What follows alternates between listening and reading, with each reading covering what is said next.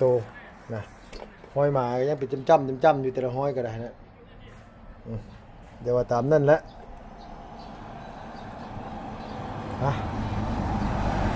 โอเคพี่น้องเอ้ยมีแต่ว่าอันนี้ก็ให้เพิ่นขึ้นมาแก้ไขเพราะว่าลุงบอกเพิ่นแล้วเมื่อวานนี่เนาะกับเฮาบ่กล้าเว้าหลายเพราะว่าเฮาบ่แม่นคนรับผิดชอบงานถ้าเฮาเป็นคนรับผิดชอบงานน่ะคือมันบ่ถึกตาลุงเนี่ยลุงให้สั่งมากเลยให้สั่งซื้อใหม่เลยเฮ็ดใหม่เลยเพราะว่าเฮ็ดคอกปลาลุงเนาะพี่น้องเนาะเฮ็ดอ่างปลาอ่างกบลุงมันบ่ถึกนี่แหละลุงให้เพิ่นเฮ็ดใหม่มันบอก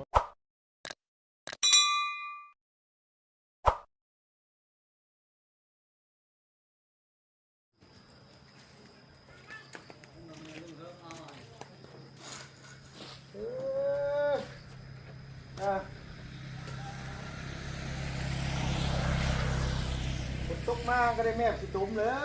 เทพื้นแบบนี้ตายแล้วตุ่มหมดเลยอ่ะตายบอกว่าให้เทไรไม่เด้อเทไรไม่เด้อว่าจะบอกทางคนนี้บอกว่าจะกินนี่นะเทไรไม่อีกพอสีขาวมุ่นประมาณ3-4 รอบโอ้เทกี่ไร่โอ้เทพื้นกับคนละนี่เป็นตุ่ม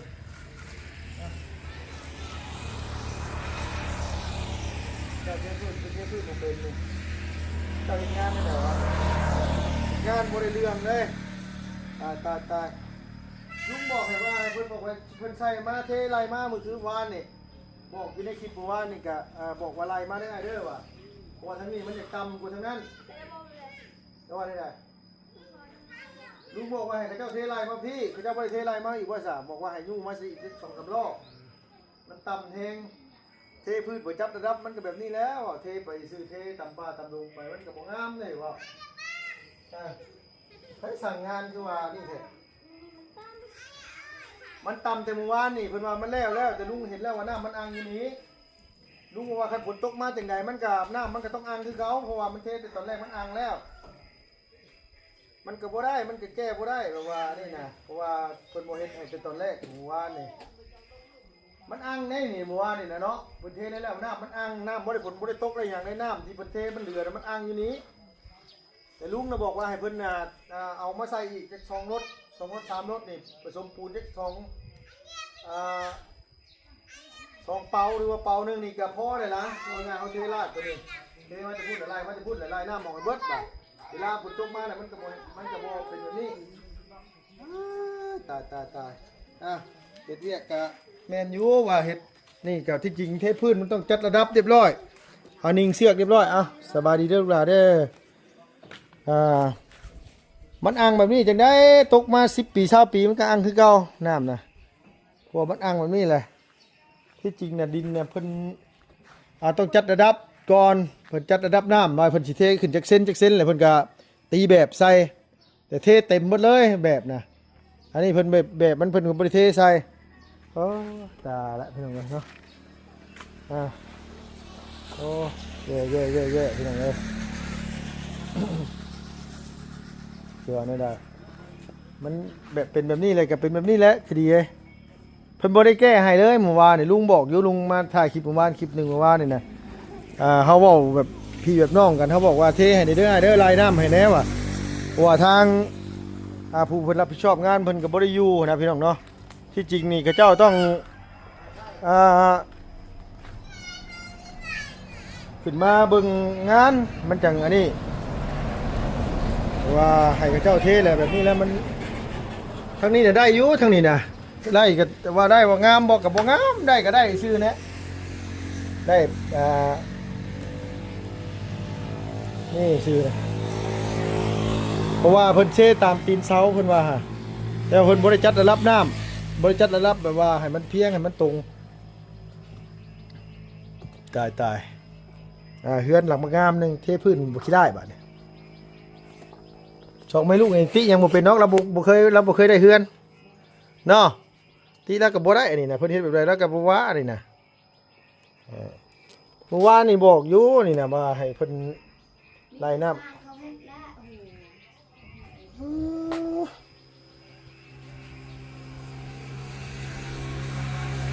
มันอ่างแห้ง น้ำพี่มันฮอดพี่ทั้งนี้กันพี่นะนี่ที่ล่ะอันนี้คือว่ามันไหลออกก็สิได้นี่เนาะมันแห้งน้ำได้นี่เนาะน่ะเพิ่นเทพื้นแบบนี้โอ้ตายละนี่ก็ยังบ่นั่นเลยยังบ่มันบ่งามนั่นน่ะเนาะถามว่าชั้นนี้ก็ได้บ่ได้อยู่ถ้าบอกง่ายๆกับถ้าบอกแบบสบายก็บ่ได้ลงมานอนอยู่นี่ดอกเพราะว่าแม่นอยู่แล้วแต่ว่าเขาจ้าง 7-8 ล้านเขาก็จะให้มันออกมาดีอยู่งานสิได้ถามมึงนี่ติก็อยู่ตารางแบบนี้ฮ้อนก็อยู่ตารางแบบนี้โดยอยู่เทิงมันฮ้อนยามมื้อเว้นเขาก็อยู่ตารางเนาะเอาเตียงเอาหยังมานั่งสินะพี่น้องเอ้ยมันก็จังอันนี้นี่อันนี้แบบว่าบ่แม่นว่านี่แหละติแบบว่าติคือแบบว่ามันบ่ได้รังใจเนี่ยมันบ่งามมาแหละว่าง่ายๆซะเพราะว่าเมื่อวานนี่ก็บอกอยู่แล้วว่าทั้งนี้นะทั้งนี้มันต่ำแห้งแน่เด้อเจ้าเอาปูนกับอันทรายกับแฮมาเทแหละเทอยู่นี่เดี๋ยวเจ้ากวดให้เฮาแน่ว่ะเพราะว่าบอกเพิ่นอยู่นะพี่น้องลุงก็บ่แม่นงานลุงหรอกแต่ว่าเฮาก็อย่าให้มันออกมางามมาแหละ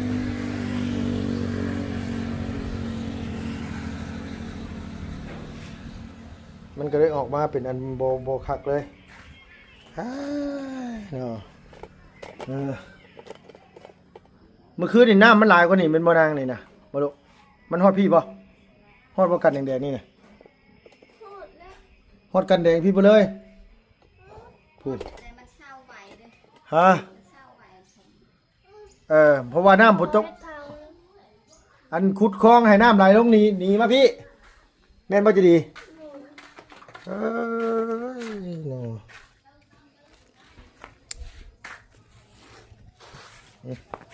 จากลุงชีวานนี่ได้ลูกเอ้ยอันนี้ก็คือมันคือแตะแค่นี้ก็ได้เนี่ยน้ำมันอ่างแห้งน้ำที่จริงนี่เพิ่นต้องจัดระดับแบบนี้น้ำอันนี้ไม้นี่เพิ่นต้องเทเพียงกันซ้ำนี่เบิดเลยแต่ละอันทั้งสูงทั้งต่ำเพิ่นต้องเทียบเพิ่นจัดระดับน้ำเรียบร้อยแล้วเพิ่นไล่นั่นเรียบร้อยแล้วเพิ่นจังเทพื้นนี่เทแบบนี้มันก็คือเห็นนี่แหละมันกับหมองงามอะไรเฮ้ยแต่เบิ่งนี่กับมันก็มีหมองงามบ่แทบจะบ่เห็นหมดแล้วสิได้หั่นน่ะหมองนี่ก็หมองนั่นน่ะนูนค่อยลงมาบัดนี้ฮะ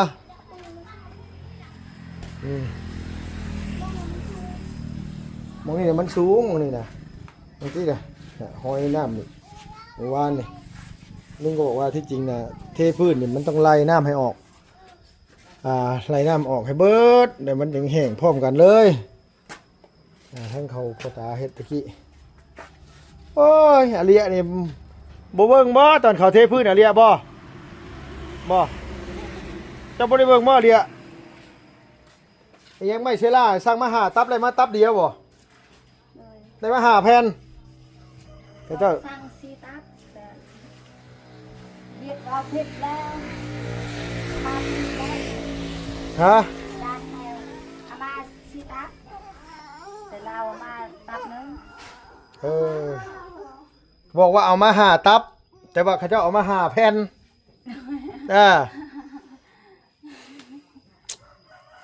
ปวดหัวน้ำเด้ครึ่งนึงเลยพี่น้องไอ้ที่มันบ่ได้ตั้งแต่กุ๊กเสาฝั่งนี้เลยตั้งแต่กุ๊กเสาต้นนี้เลยเนี่ยฮอดตีนจะดีพี่บอกผมว่านี่ว่าผลบ่ได้ตกได้หยังเพิ่นเทพื้นไปแล้วน้ำมันยังขังอยู่ช่วงนี้ขังแบบคือเฮาสิลำหน้านี่แต่ท่านี้ลุงมาเห็นลุงก็เลยบอกว่าเอ้ยมันมาเจ้าเอาปูนกับมันว่าแห่กระซ้ายเนี่ยมาผสมไม้ไล่น้ำออกให้เฮาเบิดนี่เด้อเพิ่นว่าเดี๋ยวเฮ็ดเดี๋ยวเช้าเมื่อยก่อนเพิ่นว่าสินะพี่น้องที่จริงน่ะลุงก็เลยไปเลยแล้วก็บ่ได้มาเบิ่งเลยแต่ว่าทางทีมงานมาเบิ่งแบบบุ้ยไผท่วงหรือว่าเนี่ยใดมันก็ได้เป็นแบบนี้น่ะมันภาพมันออกมามันบ่ค่อยงามปานใดมันบ่ติเฮาก็ต้องติได้นี่เพิ่นสิเว้าเนี่ยใดก็สร้างแบบว่ามันบ่ตรงสเปคปานใดมันค่อนข้างสิบ่งามปานใดสิได้ฮะมันตกมามันก็ขังตลอดน้ำตกน้อยนึงก็ค้างหันฝนน้ำฝนก็ได้มันเป็นอ่างเด้บอกอยู่เมื่อวานว่าบางนี้มันเป็นอ่างบางเสานี่ไล่ไปฮอดตีนเสาพุ่นเด้อว่ะไล่ไปฮอดว่าหน้าบันไดพุ่นว่ะแต่เพิ่นบ่ได้ไล่ให้เฮาหรือว่าเพิ่นไล่แหละเพิ่นไล่บ่นี่บ่ว่าเพิ่นเบิ่งตาเปล่าเพิ่นก็น่าจะฮู้นะเพิ่นเป็นช่าง ว่ามันสิค้างหม่องใดน้ำว่ามันสิบ่อยู่ว่ามันสิหม่องใดค้างหม่องใดอันนี้คันปูนแห้งเลยก็มาเทใหม่ก็บ่ได้อีกแล้วบัดนี้นะมันเป็นคนละแผ่นกันแล้วบัดนี้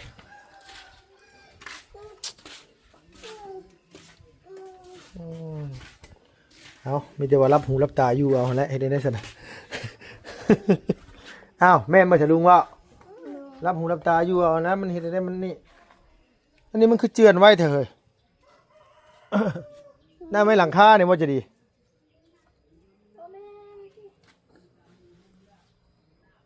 น้องไปย่านหน่อยเออ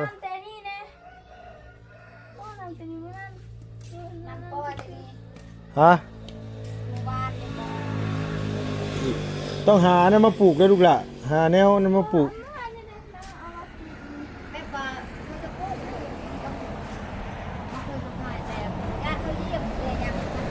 บ่ปลูกทั้งลุ่มพุ่นน้ำปลูกแต่ทั้งลุ่มพุ่นขึ้นมาปลูกหัวจิงไข่ปลูกหัวจิงไข่เอาหัวจิงไข่มาปลูกยึดหน้าดินไว้หั่นหัวจิงไข่เอานี่ปลูกลงแต่พุ่นเลยปลูกแต่พุ่นขึ้นมาเลยแม่จะดีเลยปลูกขึ้นมาเลยเพราะว่าดินมันต้องสุดลงแต่พุ่นอยู่แล้วนี่นะเห็นบ่มันเริ่มไหลลงไปแล้วฮะเห็นบ่มันนี่เขาต้องปลูกไว้รอดหามาปลูกไว้เลยหัวจิงไข่มึงพี่สภาพเพื่อน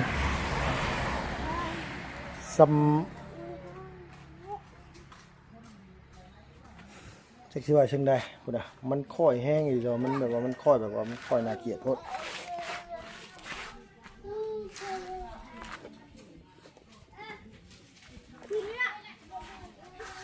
ตกได้ลูกละแล้วลงเอายังน่ะ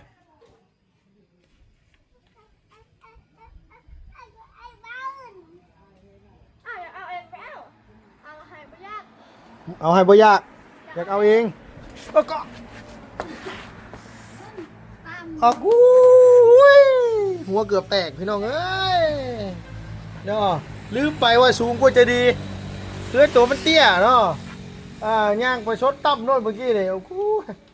เอาสวงวะเลยบาทที่นี่พี่น้องเอ้ยเนาะประมาณห่างประมาณคืบหนึ่งลุงพุ่นน่ะเกือบเพียงหูตายมีแต่ว่าขอให้อ้ายเราแก้ให้ไหมแล้วบ่มีอย่างนอกขันเรามากับมีแต่ว่าให้เรากอยปูนกับทรายกอยปูนกับทรายกับให้เราตาบไหมมันบ่ออกปานใดได้นี่นะขันออกคือชาวหล่านี่ใครอยู่ นั่นล่ะเนาะโอ้ได้บ่ให้เขียดเมื่อคืนนี่นะได้หลายบ่เอามาขายเลยดีกว่าฮะเบิดเลยมึงแน่บ่ให้ลุงจมไม่ใช่ไงฝนตกมาแดดเปี้ยงก็เป็นน้องทะลุอยู่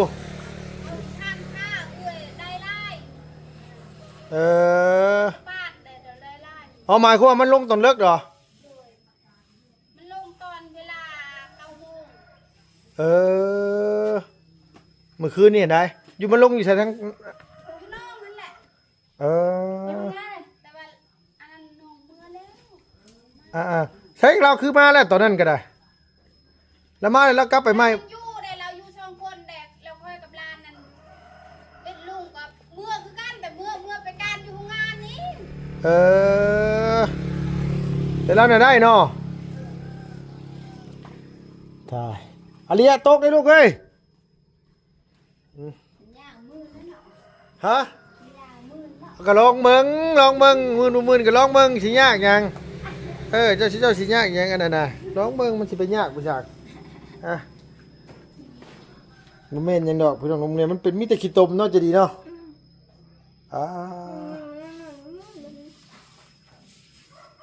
บ่มื่นมันบ่ปานใดนะพี่น้องเอ้ยมันก็สิมื่นนั่นแหละมันน้ำขังสิขังไปเรื่อยๆมันก็เกิดตะไคร่น้ำขึ้นมานี่ก็โธ่หัวฟาดฟื้นสิยากยังใครดอกมีแต่เด็กน้อยอยู่ดอกอยู่เฮือนนี่ก็ได้อยู่นี่ก็หมดแบบว่ามันคนแห้งแบบมันเศร้าไหวเดี๋ยวค่านี่เป็นคนไม่ได้เศร้าจนเลื่อนแม่นบ่ อืมที่จริงเนี่ยมันต้องจัดระดับน้ำก่อนหั่นแหล้วบ่ถึงก็ได้เมื่อกี้ล่ะเนี่ยพืชก็ห้อยมาควัดสิก็เป็นห้อยบ่ล่ะเป็นร่องบ่ล่ะโอ้ยเนาะเราเทเมื่อวานนี่ลุงมาพ่ออยู่ตอนเราเทน่ะลุงบอกอ้ายเราอยู่เด้อเมื่อวานนี่ว่าอ้ายเอ้ยเจ้าไล่น้ำให้เฮานี่เด้อว่าเอามาใส่อีกประมาณสัก2 รถซะว่า2 รถทรายประมาณสักนี่ปูนประมาณศอกครึ่งนี่ว่ามาไล่น้ำให้มันไล่ออกไปหมดเลยว่ะแล้วว่าเราเฮ็ดให้อยู่ดอกว่าเซาเมื่อยก่อนแล้วเฮาก็บ่ได้มาเบิ่งเลยเมื่อวานนี่น่ะ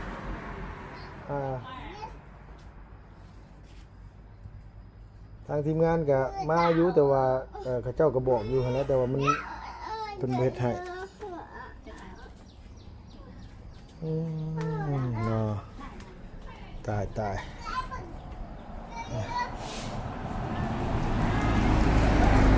หิวข้าวมีเอาบายไปบายมาบ่สิให้บัดนี้เอามันบายบ่งใดก็เละบัดนี้เอาบายบ่งใดก็มีแต่ขูดบ่งใดก็ออกขูดบ่งใดก็ออกไอ้เอ้ามันยังบ่มันแห้งนะมันสิแห้งจังได๋ดินน้ำมันขังมันสิแห้งจังได๋มันก็บ่แห้งเลยบ่งใดกว่าน่ะบ่แม่นแต่ง้อดอก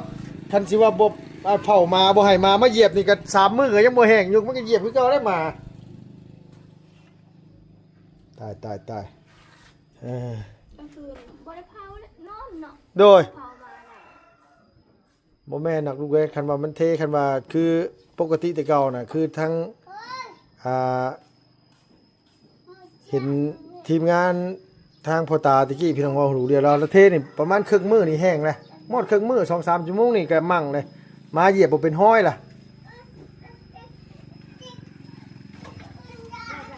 ไอ้สมมุติปูตากะโลนี่แห้งยากเลยนี่สิดีเอ้ย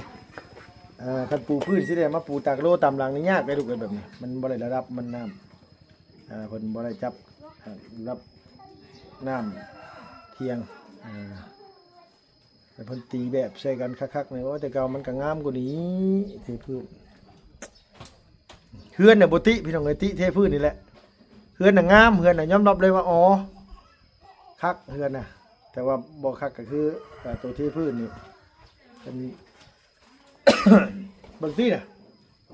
ลูกมันแห้งยันใดฮะทำมันแห้งตอนใดคันน้ำออกเบิดมันก็แห้งลูกหลานน้ำขังสิมันก็บ่แห้งแหละ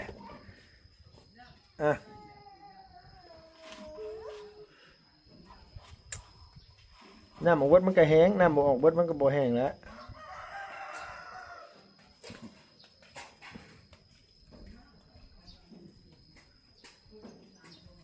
เวลาคันฝนตกแห้งนี่แต่ก็อันนี้มันขึ้นมาฮอดพี่มันว่าจะดีมาฮอดหม้องนี้มันบ่ลูก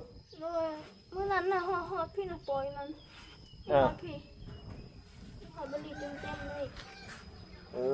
ให้บ่ปล่อยนั่นเลยน้อยบ่คันได้รับเดียวเบิดทั้งนี้เบิดเด้อน่ะโอเคอยู่พี่น้องเอ้ยได้รับทั้งนี้น่ะรับตัวนี้แล้วก็เพิ่นเทซ้ำกันไปเลยหมายมันมีอ่างอันนี้มันอ่างช่วง2กลางเสากลางเลยแล้วก็ต่อลงมาพุ่นต่อลงไป3เสาเลยเห็นบ่พี่น้องน้ำมันอ่างเบิดเนาะจะดีเนาะขนาดว่าฝนบ่ได้ตกได้นี่นะฝนตกแต่เมื่อวานนี่ได้นี่เขามั่งนะ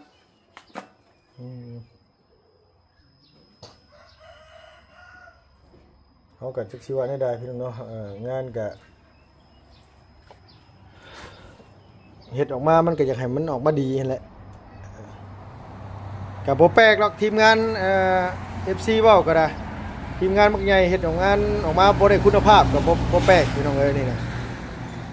ที่เพิ่นเว้าก็ถือของเพิ่นนี่แหละเพราะว่าหยังเนาะ FC เว้าก็แม่นเลยแหละ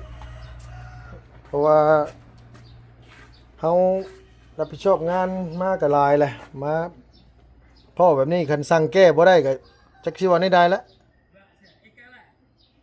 มันบ่ได้พี่น้องเนาะเดี๋ยวมันคือพี่น้องเห็นนี่แหละนะมันบ่งามบ่ผ่าน แต่ว่ารอให้ทางอาจารย์เล่าขึ้นมาและผู้เพิ่นรับผิดชอบงานให้เพิ่นสั่งงานว่าให้เพิ่นแก้แบบใดเนาะแก้ก็บ่ยากดอกแค่ว่าเฮาเอาปูนกับเฮกับทรายมาผสมเข้ากันแล้วก็เทกวดลาดไหมมันน้ำมันยังบ่ทันได้แห้งปูนมันก็ยังบ่ทันได้แข็งโตนะห้อยหมาก็ยังเป็นจ้ำๆอยู่แต่ละห้อยก็ได้นะเดี๋ยวว่าตามนั่นแหละ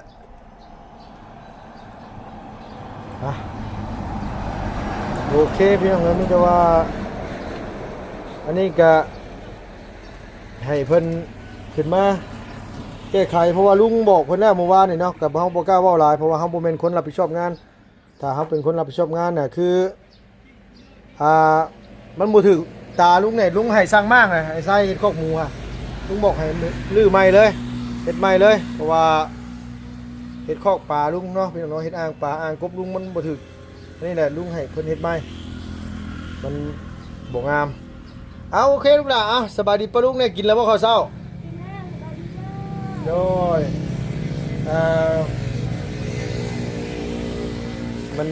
บ่ผ่านงานมันบ่โอเคปานใดอันนี้เนาะพี่เนาะมีแต่ว่าตามนี่แหละพี่น้องเอ้ยลุงก็เว้านี่อยากให้งานออกมาดีหั่นแหละคือเฮาทีมงานก็ค่อนข้างสิใหญ่นะพี่เนาะผู้หนึงบ่อยู่เฮาก็ต้องอาศัยเบิ่งนํกันบ่แม่นว่ามาถ่ายรูปเลิบไปมีเห็นหยังก็บ่ติคือหูมืดตาบอดนี่ก็บ่ได้เด้พี่น้องเอ้ยนี่มันสำคัญนี่นะเห็นบ่มันบ่งามก็คือบ่งามบ่แม่นว่าบ่งามนี่สิย่องว่าโอ้ยงามแท้แท้มันก็บ่แม่นโคตรสวยเลยโคตรอันนี้เลยมันก็บ่แม่นพี่น้องเนาะสิได้ฮะโอ้ครึ่งนึงน่ะบ่เห็นปูนซีเมนต์เลยเพราะว่าหยังน้ำมัน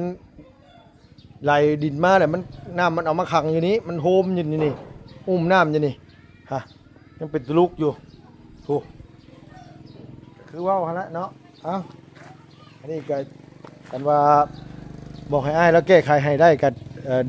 ดีนะคันว่าปล่อยสิกะถามว่าได้บอกก็ได้อยู่แล้วแต่ว่าเงินจ้างแล้ว7-8 ล้านค่อนข้างสิเป็นมูลค่าหลายบาทอยู่ได้พี่น้องเอ้ย8 ล้านนี่ก็มันก็ตกอยู่10,000 กว่าบาทเลยเงิน10,000 กว่าบาทเนาะเทพื้นมันก็ค่อนข้างสินี่อยู่โอเคพี่น้องเอ้ยเนาะ